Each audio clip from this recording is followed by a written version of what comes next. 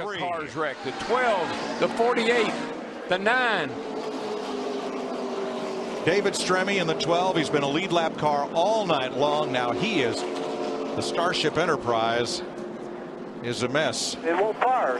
No power, Scotty. No power. All right, what happens to Captain Kirk here? Ooh. Lots of things. Bonnie, the 96 car, you see just nowhere for the 48, Jimmy Johnson, to go. Multiple issues. From Casey Kane. Whoops.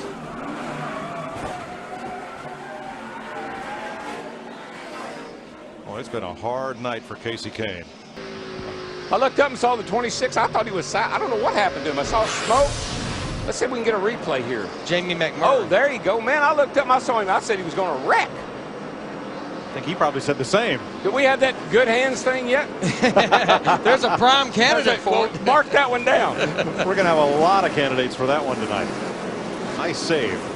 Car spinning. Jimmy Johnson is spun. Contact with Tony Stewart. Both of them go around. They slide to the bottom of the racetrack. Everybody zigs and zags and weaves their way through. Two-car incident between Tony Stewart and Jimmy Johnson. So the Service Master Clean caution comes out for the 8th time for a caution or a wreck. Dave, up in turn number 2. Well, Jimmy Johnson was on the outside, and they tangled at the entrance of turn number 1. They bumped, did a tandem spin. Great job by a couple of other drivers. Jeff Gordon went right through the middle. Jimmy Johnson slid down the banking, and nowhere left for Kyle Busch to go. He's got damage on the right front corner. And we'll recap it all when we come back.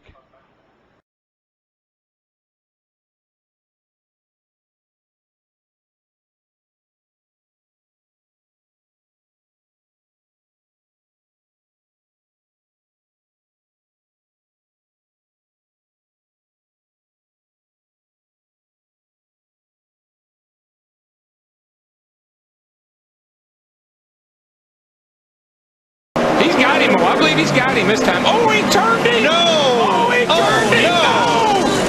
No. Now here comes Clint Boyer to take the yellow flag. Oh, no. And wild thing, Kyle Busch makes contact with Dale Earnhardt Jr. And it looks like the drought will continue. Boys, I just tell you something. That ain't going to go over too good right there. No, it's not. Coming down the backstretch to turn 3. I think you'll just see him. He just gets in there a little too hard. And, of course, Junior's not cutting him any slack. He's keeping him pinned down, but can't run over the man. That was just unfortunate. I feel sorry for Dale Jr. This was going down the back straightaway. They're neck and neck halfway down the back stretch. And you see Junior kind of roll out, but the 18 just gets up the hill a little too much and gets into him, and it turns him around. They've been working on that car. They got together. And Kyle Busch goes around. It's weighed 185 laps, Dale. I guess I was right about that. I think you meant 2 laps. Twice today, I meant. I don't. That didn't look intentional to me. That's all right. Team this time entering 1. Well, you see Dale Jr. hit the brakes real hard, locked the left front up. Looks like he tried to stay off of Kyle in that particular instance. Yeah, and you had the 18 coming down to make his entrance into the corner. I'm not sure that he really thought Junior was up that far.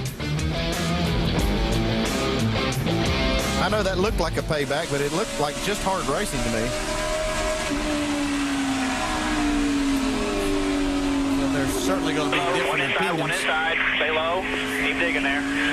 Reed Sorensen has had a problem. He almost came to a halt, but could not make the entrance to pit road. Caution. He's got a right front tire down, Mike. You can see when he went by.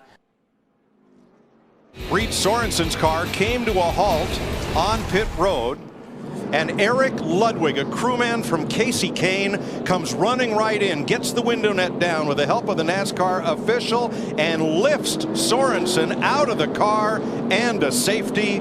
Attaboy.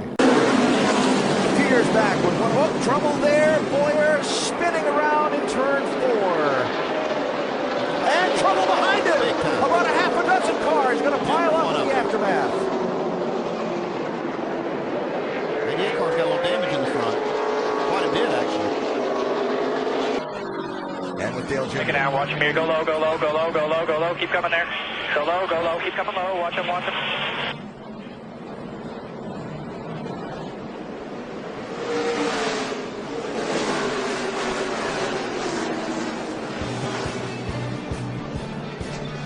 Stacked up right there. Sorry, Larry. One car, Kurt Busch, slow off the corner. We got spin, problems. crash, turn 3. Trouble. And they just keep stacking in there. What turned into one car problem over in turn 2 ended up with all these cars tore up in turn 3. And I tell you, the luckiest guy I ever saw, he's just rolling out of there now, is a 31 car. He got into that, but he didn't get very much damage. It was Carpenter's teammate, Elliott Sadler, couldn't check up quick enough, got in the back of Patrick. Boy, did you see Ryan Newman just go, all those guys going by on the apron, nobody really got slowed down very much. And Matt Kenseth. Kurt Busch in the 2 took a hard shot.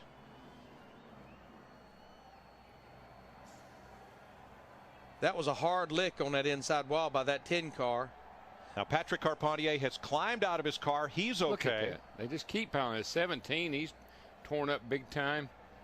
Nobody is running the outside. Oh, there they go. There Gordon they go. Slam. Menard. Mark Martin. It's a crash fest in the backstretch. They couldn't keep doing that, Mike. They just couldn't. Heavy left front damage on Jeff Gordon.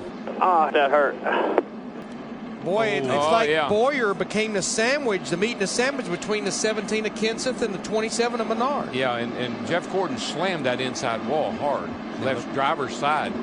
The 17 and the 33, not here. We're okay until they get kind of nose to tail, and there's just no room. Well, it almost is like Matt saw that he had some room to move over toward Jeff Gordon, but he didn't take into consideration they were 3 wide behind him. Daryl, I can't help but think you UPS Logistic.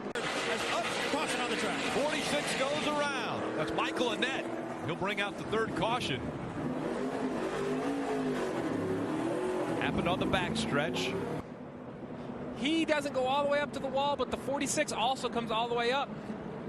That's short track racing, and the 46 is going to be disappointed with Jeb Burton. Jeb's going to feel that he gave him enough room, but you see right there, Jeb's about 2 or 3 feet off the wall.